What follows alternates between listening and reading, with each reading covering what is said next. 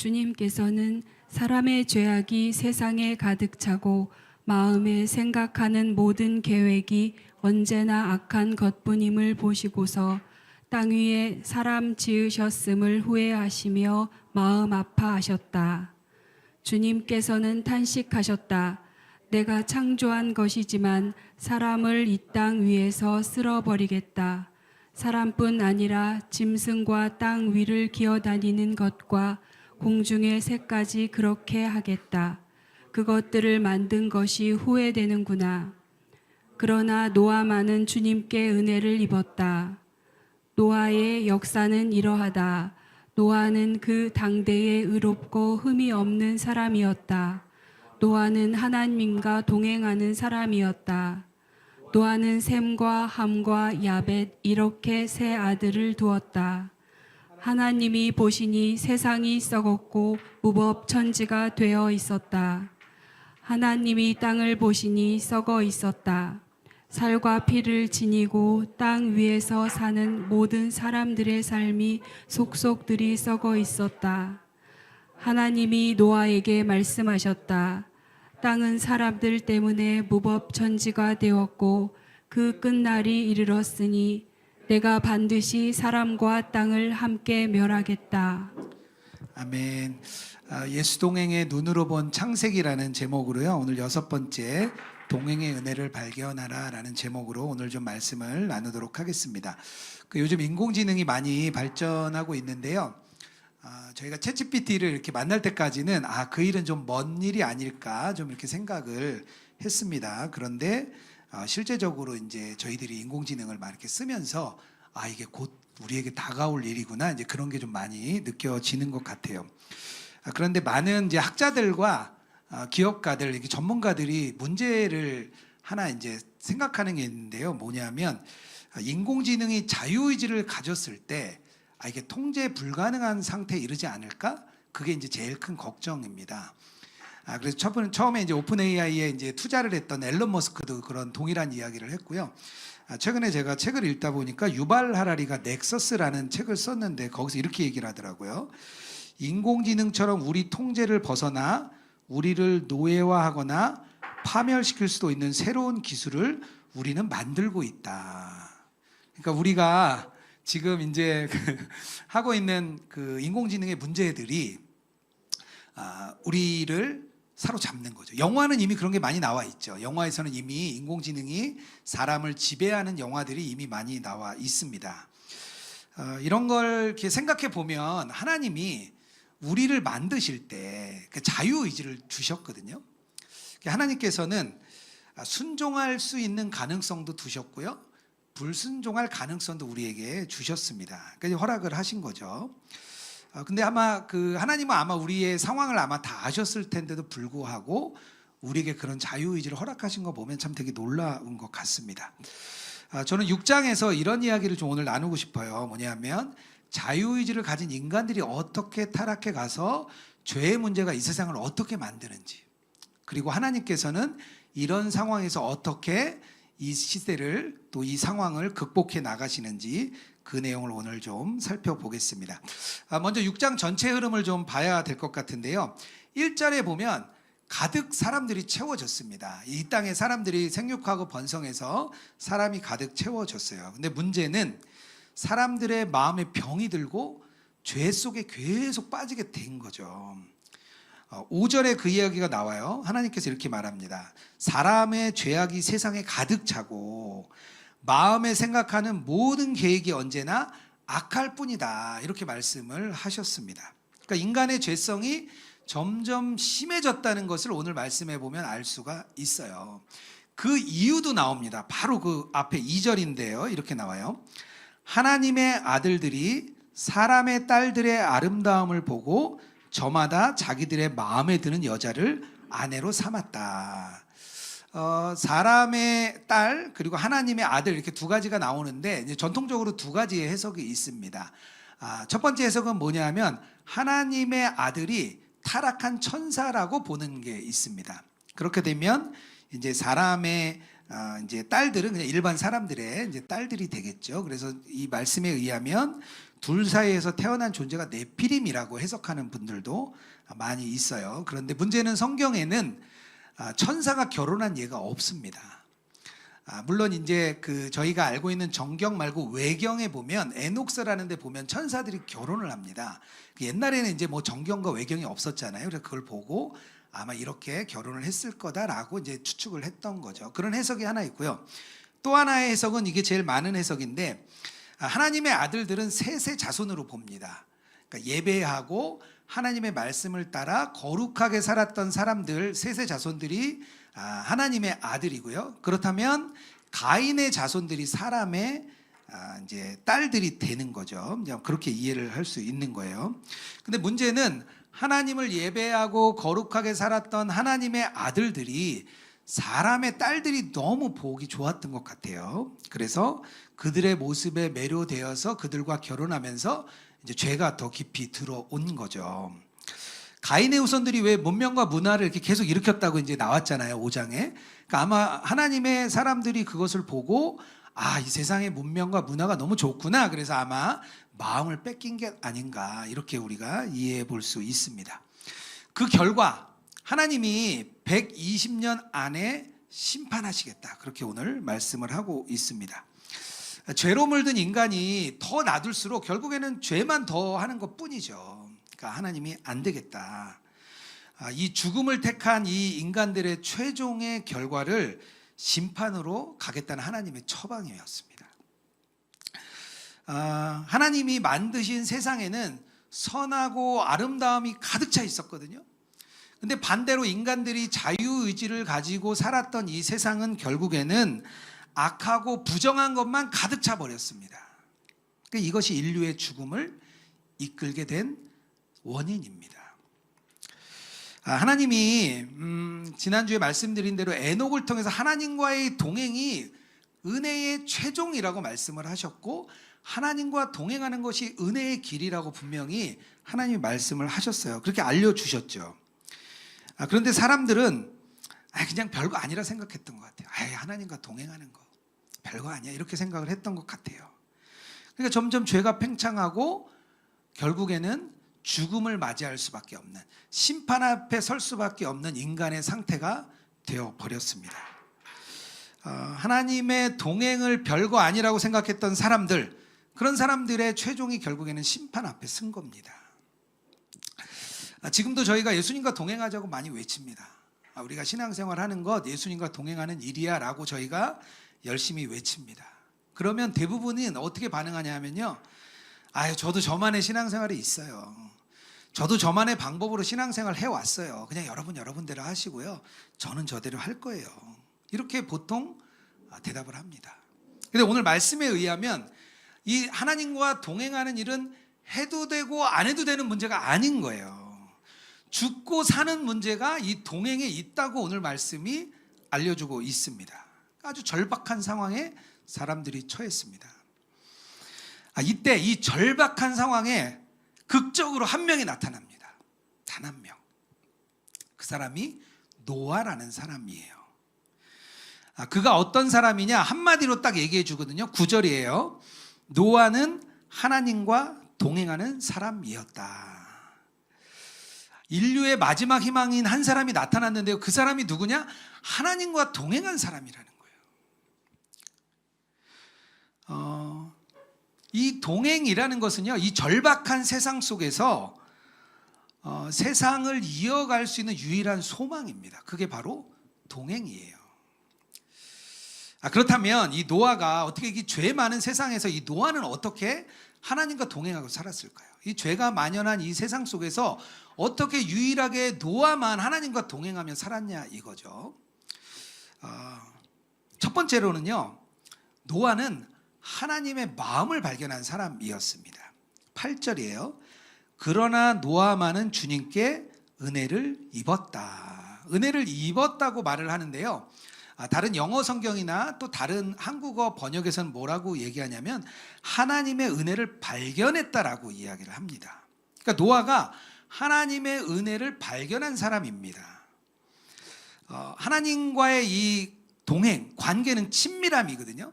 하나님과 인격적인 관계를 맺고 하나님과 대화하고 하나님의 마음을 알고 또 내 마음을 주님께 올려드리는 거, 이게 인격적인 관계를 맺는 게 동행이거든요. 노아가 하나님과 인격적인 관계, 동행을 하면서 하나님의 은혜를 발견한 거예요. 여기서 하나님의 은혜를 발견했다는 것은 다른 말로 하나님의 마음을 알았다는 거예요. 하나님과 친밀한 관계가 되면 하나님의 마음을 알게 되거든요. 근데 그게 바로 은혜입니다. 하나님의 마음이 어땠냐면 6절에 나와요. 땅 위에 사람을 지으셨음을 후회하시고 마음 아파하셨다. 이 말은 하나님이 후회할 걸 모르고 사람을 창조했다, 그래서 뒤늦게 후회했다, 이런 뜻이 아니에요. 어떤 뜻이냐면 이 사람들의 타락이 얼마나 심각했는지 하나님이 후회할 정도였다.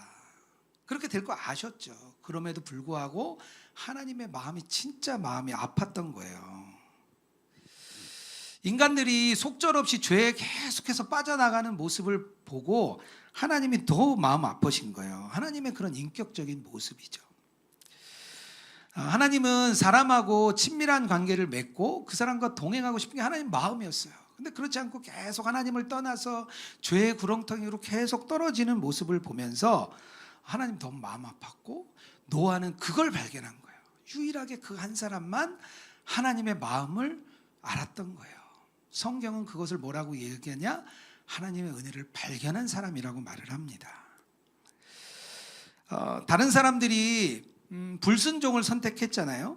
근데 하나님이 그 불순종을 뭐라고 이야기하냐면 썩었다라고 말을 합니다. 썩었다라는 표현을 3번 얘기해요. 11절에 세상이 썩었고, 12절에 땅을 보시니 썩어 있었다. 뒤에 가면 모든 사람들이 속속들이 썩어 있었다. 세상이 썩었고요, 땅이 썩었고요, 사람이 썩은 거예요. 개역개정 성경에서는 부패했다라는 한자어를 씁니다. 왜 우리가 그런 얘기 써죠? 왜 생선이 부패했다고 얘기하잖아요. 그러니까 썩은 거에서는요 생명이 나올 수가 없어요. 썩은 거에서는 썩은 것만 나오는 거예요. 사람들이 죄 속에 있으니까 죄만 나오는 겁니다. 이 썩은 것에서는 도저히 생명을 낳을 수도 없고요, 하나님을 기쁘게 할 수도 없는 상태가 썩었고 부패했다는 상황입니다.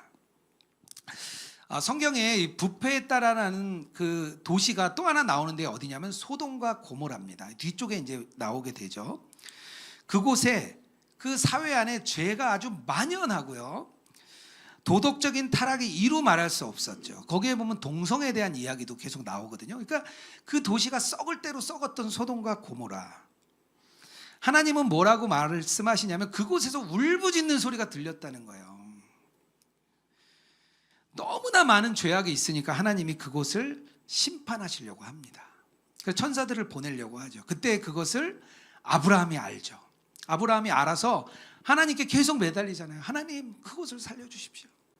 50명의 의인이 있으면 살리시겠습니까? 계속 하나님과 얘기하다가 10명의 의인만 있으면 하나님이 살려주겠다는 약속을 받죠.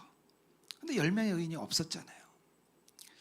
노아는 하나님의 마음을 발견한 사람이에요. 뒤에 가면 아브라함도 그런 하나님의 마음을 발견한 겁니다.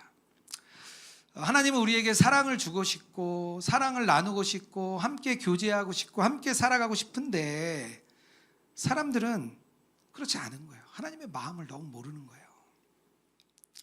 유대인들은 지금도 그 유월절 절기를 지킵니다. 근데 이 유월절 절기를 지키는 이유가 뭐냐면 하나님이 우리 유대인들을 얼마나 사랑하시는지 계속해서 기억하기 위해서 이 유월절을 지키게 합니다. 이게 어떻게 지키냐면 유월절이 되면 지금도 이렇게 음식을 만들어요. 유월절에 맞는 음식을 만들어서 음식을 먹습니다. 그리고 나서 그 집안의 가장 어린 아이가 부모에게 이렇게 물어요. 오늘 밤이 다른 날 밤과 다른 이유가 무엇입니까? 이렇게 물어요. 그러면은 그 집안의 가장 큰 어른이 답변을 해주는 거예요. 어떻게 이집트에서 탈출을 해서 하나님이 홍해를 건너고 우리를 이렇게 사랑을 주셨는지 그것을 이야기해 주는 거예요. 근데 어떻게 얘기해 주라고 하냐 하면 실제로 그때 탈출한 것처럼 이야기하라는 거예요. 그래서 아이들처럼 상상력을 발휘해서 마치 그 자리에 있는 것처럼 그 부모는 막 설명을 합니다. 왜 그렇게 하냐면 그 이야기가 우리의 마음속으로 들어올 수 있도록요.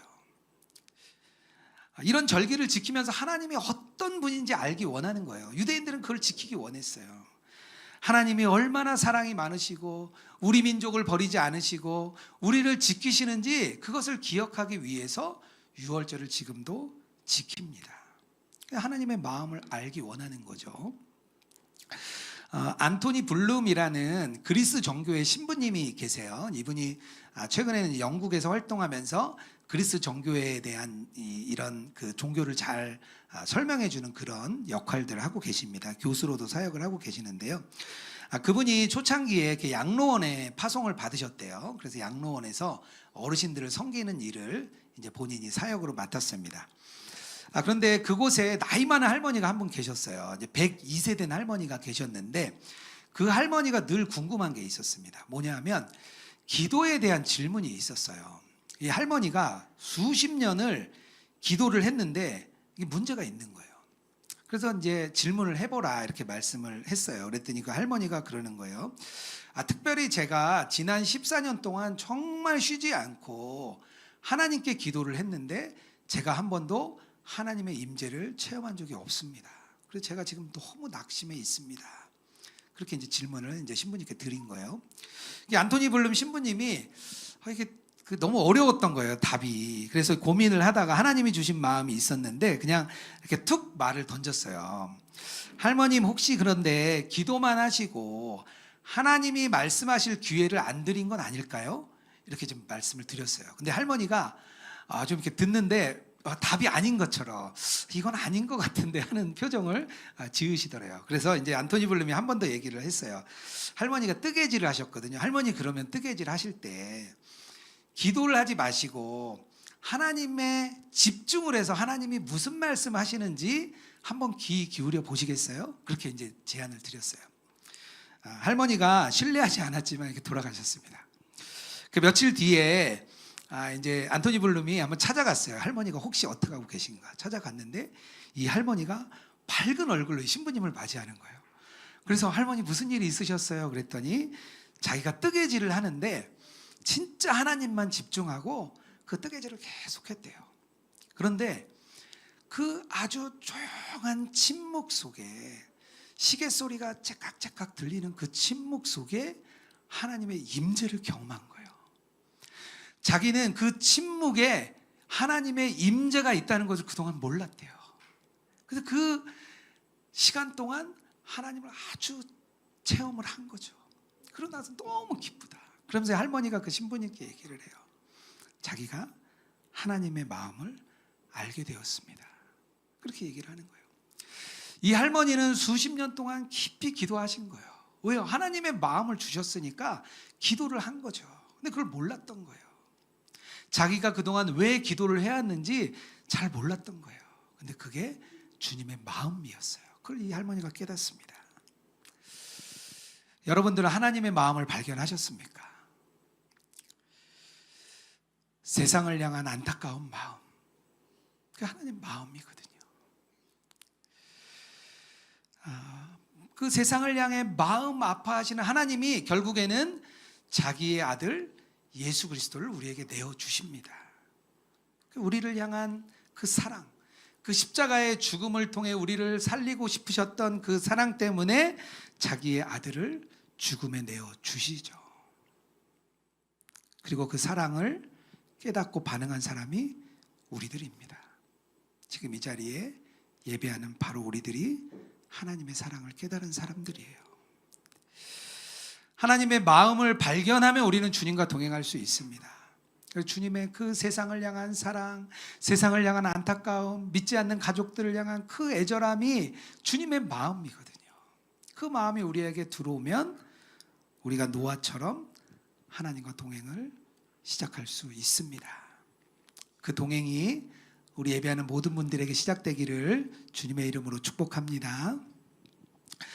두 번째로 하나님과 동행하며 살았던 노아가 어떻게 살았냐면요, 의롭고 흠이 없는 삶을 살았습니다. 그게 하나님과 동행이거든요. 9절입니다. 노아는 그 당대에 의롭고 흠이 없는 사람이었다.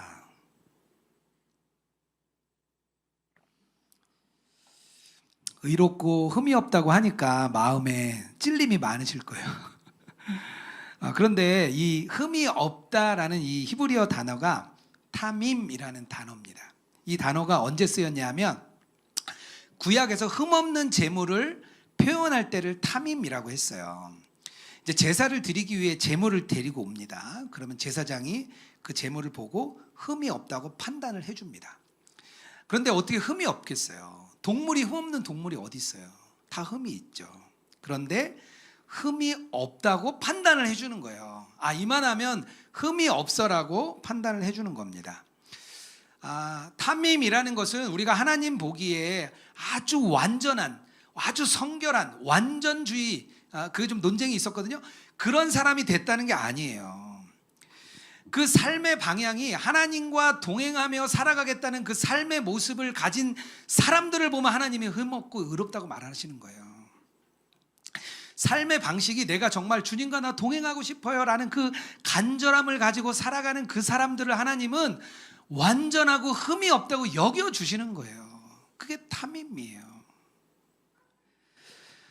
에녹, 하나님과 동행했던 에녹, 그가 바로 그런 삶을 살았어요. 그는 탐임이에요. 완전한 사람이에요. 하나님과 완전하게 살아갔거든요. 그런데 가만 보면 세상에 죄가 들어온 뒤로 하나님과 동행하기를 힘쓰며 살았던 사람들은 늘 소수였습니다. 에녹이 그랬고요. 나중에 에노스도 그랬고요. 노아도 그랬고요. 아브라함도 그랬습니다. 지금 시대에 우리도 마찬가지입니다. 우리도 소수예요. 소수만이 이 동행을 할 정도로 사실은 쉬운 일이 아니에요. 하나님과 동행한다 이 일은 사실 쉬운 일은 아닙니다.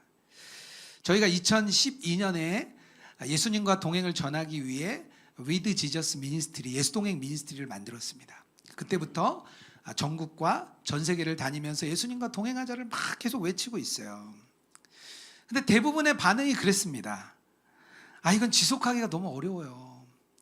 이런 일은 교회에 적용하기 어렵습니다. 매일 동행일기 쓰는 건 안 되는 일이에요. 주님의 임재를 늘 경험하며 사는 것은 안 됩니다. 그런 반응들이 대부분이었어요. 그래서 안 되는 일인가 생각을 했습니다. 이런 일은 안 되는 건가? 이런 일은 많은 사람이 할 수 없는 건가? 늘 저도 고민이 있었습니다. 그런데 그렇게 10여 년이 지나고 나니까요, 곳곳에 예수님과 동행하는 사람들이 세워졌습니다.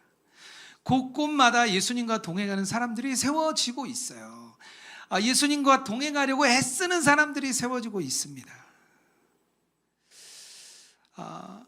우리가 예수님과 동행하려고 할 때 죄도 우리를 지배하려고 합니다. 그러니까 우리가 넘어지기도 하고 쓰러지기도 합니다. 동행하려고 살려는 사람들을 세상이 그냥 두지 않아요. 사단이 그냥 두지 않습니다. 죄가 우리를 틈타서 어떻게든 우리를 넘어뜨리고 회유하고 협박합니다. 그런데 그런 세상의 압박에도 우리가 흔들리지 않고 주님과 동행할 수 있는 이유는 뭐죠? 이 삶이 복된 삶이기 때문입니다. 하나님과 이 동행하는 삶이 하나님이 생각하기에 마지막 희망인 거예요. 노아를 마지막 희망으로 두었던 것처럼 이 시대에도 마지막 희망인 겁니다. 이 세상은 점점점 종말을 향해 달려가요. 종말을 가서 나중에는 결국 하나님이 임하는 게 성경입니다. 우리는 종말을 향해 달려가고 있어요. 그런데 하나님이 그 종말을 늦추시는 이유는요, 동행하는 사람들이 있었기 때문이에요.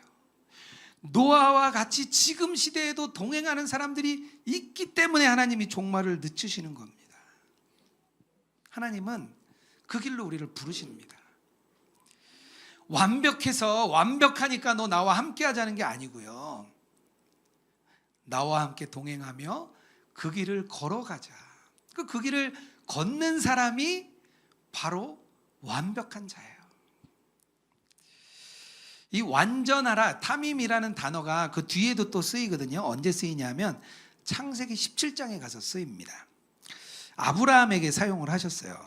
아브라함이 하나님에게 이제 부름을 받잖아요. 그래서 하나님이 보여주십니다. 저 하늘의 별과 또 저 모래와 같이 너의 자손을 이렇게 주겠다, 약속을 주세요. 그러다 이 아브라함이 그것을 아멘으로 받습니다. 그랬더니 하나님이 그 아브라함을 의롭다고 말씀하세요. 그래, 너 참 의롭다, 너의 그 믿음이 참 귀하다, 이렇게 말씀을 해주셨습니다. 근데 문제는 약속이 더디 오는 거예요.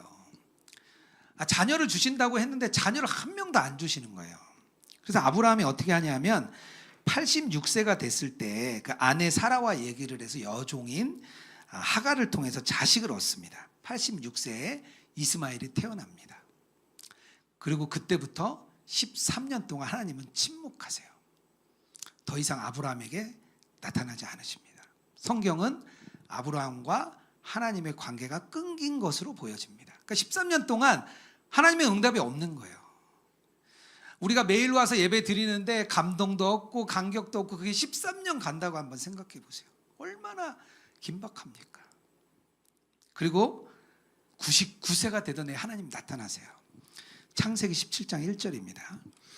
아브라함이 99세 때에 여호와께서 아브라함에게 나타나셔서 그에게 이르시되 나는 전능한 하나님이라 너는 내 앞에서 행하여 완전하라. 여기서 쓰인 이 완전하라가 탐임이에요. 이 명령은 야, 이제 너 도덕적으로 열심히 살아라, 너 이제 착하게 살아라, 그런 말씀이 아니죠. 너 지금부터는 내 약속을 신뢰하면서 나와 함께 가자. 너 인간적인 생각 이제 다 버리고 너 후손 내가 줄 테니까 너 하갈을 통해 낳은 이스마엘 버리고 나와 함께 신뢰하며 가자, 그런 말씀이신 거예요. 아브라함에게 나타나서 나의 그 말씀을 따라 나와 함께 걷자고 다시 한번 하나님이 초청을 하셨습니다. 하나님과 동행하는 것은요, 우리가 완전하고 흠이 없는 사람이 아니고요, 하나님과 동행함으로 인해서 하나님이 우리를 완전하고 흠이 없는 사람이라고 여겨주시는 겁니다. 그 길에 우리를 초대하십니다. 그게 세상의 소망이에요. 지금도 그런 사람이 필요합니다. 우리가 하나님을 바라보고 하나님을 의식하고 살아가는 사람들이 그런 사람들이거든요. 그렇게 살아가면 하나님이 우리를 의롭다고 여겨주시는 거예요. 그리고 그 사람을 통해서 생명이 흘러갑니다. 나머지는 다 썩었거든요. 다 부패했거든요. 생명을 줄 수가 없거든요. 큰 바위 얼굴이라는 단편소설이 있죠. 어느 산 중턱에 아주 큰 바위 얼굴이 이렇게 있었습니다. 근데 마을 사람들이 전설이 있었는데 언젠가는 그거 얼굴을 닮은 사람이 나타나서 위대한 인물이 우리의 마을을 인도해 줄 거다, 그런 전설들을 사람들이 믿고 있었습니다. 주인공이 어니스트예요. 어니스트도 어릴 때부터 그 큰 바위 얼굴을 보면서 이렇게 자랐습니다. 그래, 우리 마을에도 그런 사람이 나타날 거야 하는 마음으로 어니스트도 이제 살아가죠. 근데 그가 큰 바위 얼굴을 보면서 사람들에게 친절하게 하고 정직하게 하고 그리고 조용히 이웃을 섬기는 그런 사람이었어요. 어니스트라는 사람이. 수십 년이 흘렀습니다. 한 부자가 나타났어요. 혹시 이 부자가 큰 바위 얼굴인가? 사람들이 생각했는데 아니었습니다. 한 번은 정치가가 나타났고요, 한 번은 장군이 나타났습니다. 사람들이 이 사람이 큰 바위 얼굴인가 생각했어요. 근데 다 아니었어요. 이 어니스트가 마을의 지도자가 됐습니다. 어느 날 그가 마을 사람들을 앞에 놓고 연설을 하고 있었어요. 그때 한 사람이 외칩니다. 이제 우리가 기다리던 사람이 드디어 나타났습니다. 당신이 바로 큰 바위 얼굴입니다. 이 어니스트가 그런 사람을 동경하면서 생각하면서 살아갔는데 이 어니스트가 그런 사람이 된 거예요. 하나님의 얼굴, 하나님의 성품을 바라보며 끊임없이 달려가는 사람은요, 하나님과 같은 사람이 됩니다. 어니스트가 큰 바위 얼굴을 닮아갔던 것처럼 우리가 하나님을 바라보고 예수님과 동행하려고 애쓰는 그런 사람들의 삶은요, 변하게 되어 있어요. 왜냐하면 그 주님이 우리 안에 오셔서 우리를 변화시키기 때문입니다. 우리가 그걸 믿는 거죠. 그분을 바라보며 살아가는 사람이 진짜 그런 사람이 되는 거예요. 그 안에 탐임, 하나님이 너 완전하다라고 하나님이 말씀해 주시는 겁니다.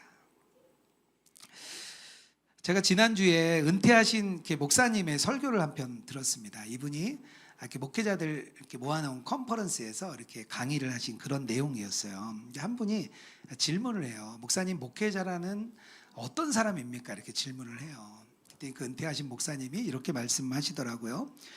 목회자는 먼저 말씀대로 살아내고 이렇게 살아가십시오라고 보여주는 그런 자리입니다라고 말씀을 이렇게 하셨습니다. 되게 맞는 말씀이죠. 목회자가 제가 먼저 주님과 동행하며 살고 여러분들에게 저처럼 동행하십시오라고 말하는 게 맞죠. 저도 맞다고 생각이 들었어요. 그런데 또 한편으로는 마음이 더 무거운 거예요. 저를 제가 잘 알거든요. 제 자신을 잘 알기 때문에 마음이 무거웠습니다. 한편으로 그런 마음이 들더라고요. 사람들이, 우리 성도님들이 저 정도 수준에서 끝나면 어떡하지? 그런 생각이 제가 들었어요. 그래서 주님께 제가 물었습니다. 주님, 이런 이야기를 제가 들었는데 주님 어떻게 해야 됩니까? 이렇게 물었어요. 근데 주님이 답을 주셨습니다. 뭐라고 주셨냐면, 너를 바라보게 하지 말고 그 예수님을 바라보도록 해라. 그 말씀을 주셨습니다. 우리 인간의 수준에서 끝나지 않아요. 우리는 분명히 예수님의 수준까지 우리는 자라갈 수 있습니다. 저는 주님이 그런 마음 주셨습니다. 그냥 같이 걷는 동반자야.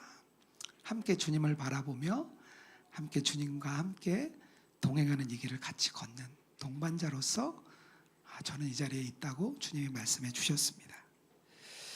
우리가 모두 예수님을 바라볼 때 우리가 예수님과 같은 삶을 살 수 있습니다. 주님이 우리 안에 오셔서 우리 안에 역사하기 때문입니다. 우리가 주님과 동행하는 일은요, 우리의 내면이 형성되고 또 우리의 인격이 형성되는 과정입니다. 우리의 신앙생활은 우리가 점점점 주님을 닮아가는 과정이에요. 우리가 그냥 단지 바르게 행동하는 것뿐만 아니라 우리의 존재 자체가 주님과 동행하는 사람이 되는 거죠. 하나님은 그런 삶을 살기 원하십니다. 왜냐하면 하나님과 동행하는 사람이 이 시대의 소망이기 때문입니다. 여러분의 삶이 예수님과 동행하며 하나님이 의롭다, 흠이 없다 여기시는 그런 삶으로 걸어가시길 주님의 이름으로 축복합니다. 이 시간 우리 같이 찬양했으면 좋겠는데요. 나의 하나님이라는 찬양입니다. 제가 어저께 올려드렸는데요. 같이 좀 이 찬양 올려드리고 우리의 예물도 주님께 올려드리겠습니다.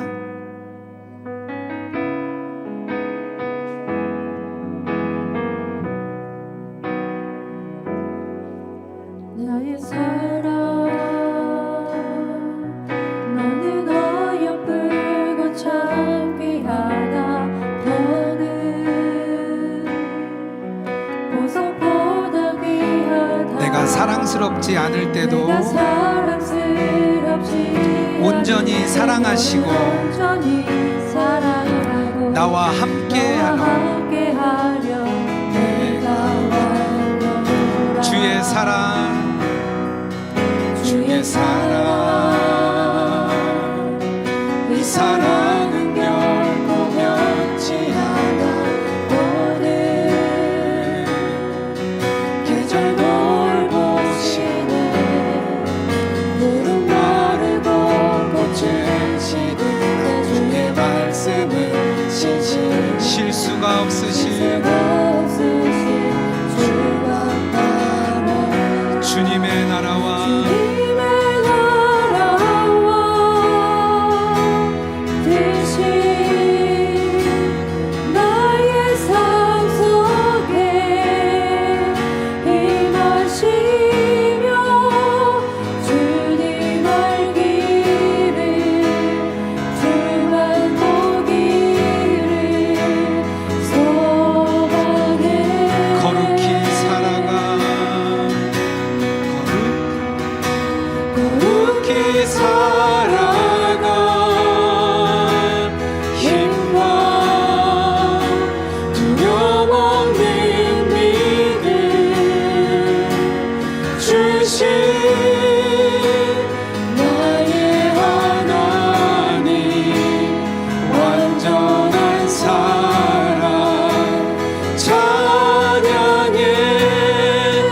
찬양하리 찬양하리 만군의 주 영원히 함께하시네 존귀하신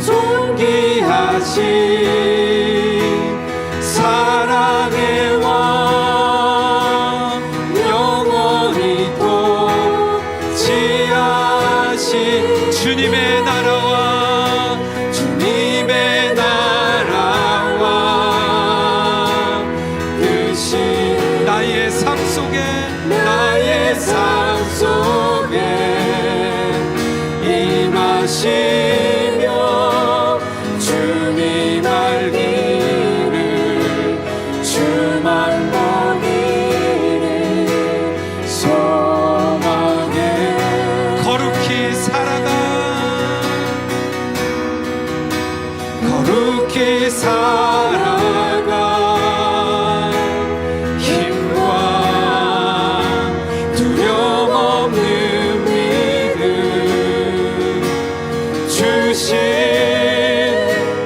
나의 하나님 완전한 사랑 찬 주님의 나라와 주님의 나라와 뜻이 나의 삶 속에 나의 삶 속에 임하시며 주님 알기를 주만 보기를 소망해 우리 가슴에 손을 얹고 찬양하겠습니다. 거룩히 살아가 힘과 두려움 없는 믿음 나의 하나님 나의 하나님 완전한 사랑 찬양해 이 시간 우리가 두 가지 기도 제목 붙잡고 우리의 마음 올려두기 원합니다. 첫 번째로 세상을 향하여 안타까워하시는 하나님의 마음을 깨달아 알게 하여 주시옵소서. 우리 가족들, 형제들, 주변의 이웃들 하나님이 그들을 향하여 안타까워하십니다. 그 마음을 품었다면 하나님과 동행하고 있는 그런 귀한 표지입니다. 두 번째로 기도할 때 우리가 노알처럼 하나님과 동행하는 삶 살게 하여 주시옵소서. 하나님이 완전하다 말씀하시는 그런 아름다운 삶 되게 하여 주시옵소서. 우리 두 가지 기도 제목 붙잡고 기도하며 나가겠습니다. 기도하겠습니다. 하나님 아버지, 오늘 주님 앞에 우리가 기도하며 나아갑니다. 하나님, 세상을 향하여 주님이 안타까워하십니다. 하나님, 노아가 하나님의 마음을 발견했습니다. 노아가 그 하나님이 세상을 향하여 얼마나 안타까워하는지 그 마음을 발견했습니다. 하나님, 우리 안에 노아와 같은 마음이 발견되길 원합니다. 하나님, 세상을 사랑하시고 세상과 함께하기 원하시며 나와 함께하기 원한다. 하나님의 말씀이 있는데 하나님, 세상은 죄를 향해 달려갑니다. 하나님, 세상은 자기의 유익만을 위해 달려갑니다. 하나님, 세상은 나의 삶만, 나 자신만을 위해 살아갑니다. 하나님, 죄악에 아버지여 빠져서 부패하고 썩어버린 세상을 향하여 하나님 안타까워하시는 하나님, 그 마음이 우리 안에 있습니다. 하나님, 우리 가족을 향한 마음이 있습니다. 형제를 향한 마음이 있습니다. 남편을 향해, 아내를 향해, 자녀를 향한 마음이 있습니다. 하나님이 어렵고 심판의 끝이 있는 이 세상 속에서 하나님은 생명의 길로 우리를 부르신 줄 믿습니다. 하나님, 그 길로 우리를 인도하여 주시고 그 길로 우리를 역사하여 주옵소서. 하나님의 마음을 깨달아 아는 저희들 될 줄 믿습니다. 하나님, 노아처럼 하나님과 동행하는 삶을 살기 원합니다. 적은 인원이 하나님과 동행합니다. 하나님, 그렇지만 그들이 희망입니다. 예수님과 동행하는 우리들이 세상의 희망입니다. 하나님, 우리가 주님과의 동행을 놓치지 않게 하시고 하나님과의 동행을 온전히 세워가는 저희들 되게 하여 주시옵소서. 하나님, 살고 죽는 문제인 줄 믿습니다. 주님과의 동행은 사는 문제, 하나님 그 길에 우리를 들어서게 하여 주시옵소서. 하나님과 동행하며 완전한 삶, 내가 너희를 완전하다, 내가 너희를 완전하다 말씀하시는 그 하나님의 말씀 앞에 섭니다. 하나님, 그런 삶을 살아가는 저희들 되게 하여 주시옵소서. 오직 그 삶을 한 걸음 한 걸음 걸어가는 저희들 되게 하여 주시옵소서. 하나님,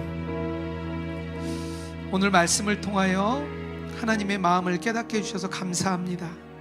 부패하고 썩어있는 세상을 향하여 안타까워하시는 주님의 마음, 그 마음을 깨닫는 우리들이 은혜인 줄 믿습니다. 하나님의 은혜를 발견하며 세상을 향하여 하나님의 동행을 전하는 저희들 되게 하여 주시옵소서.